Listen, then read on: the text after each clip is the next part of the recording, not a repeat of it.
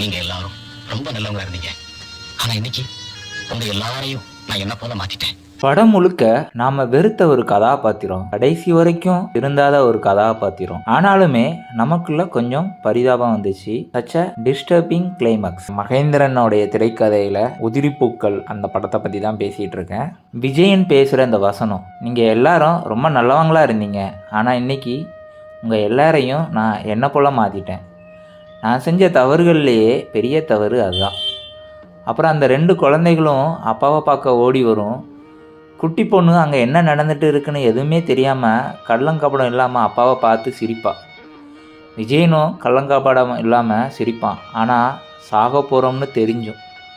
அப்போ பொண்ணு தூக்க போகும்போது இவன் ஏதாச்சும் பண்ணிடுவானோ, ஊர்க்காரன் ஒருத்தன் பயந்து போய் தடுக்க வர்ற யதார்த்தம்.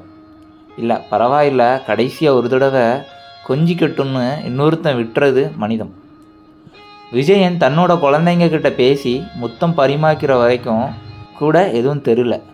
ஆனால் அப்பா குளிக்க போகிறேன் அப்படின்னு சொல்லும்போது நமக்கு கண்ணு கலங்க ஆரம்பிச்சிடும்.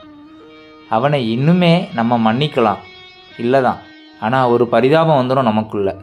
கொஞ்சம் அதிகம் பரிதாபம் பொங்கின சில பேர் அவனை தடுத்து நிறுத்த முயற்சி பண்ணுவாங்க. ஆனால் இவங்களை மற்றவங்க விட மாட்டாங்க.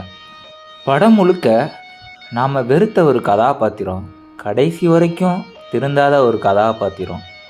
ஆனாலுமே நமக்குள்ள கொஞ்சம் பரிதாபம் வந்துச்சு.